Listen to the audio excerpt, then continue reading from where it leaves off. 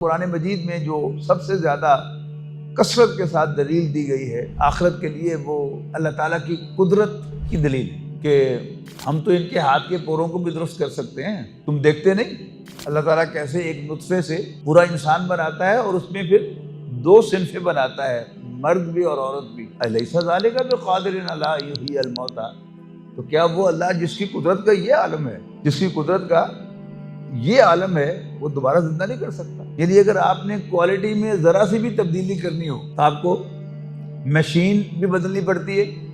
Machine نہ بدلے تو اس کا کوئی نہ کوئی پرزہ جو ہے بدلتے ہیں، تب وہ کوالٹی کی چینج آتی ہے۔ یہاں کیا ہے؟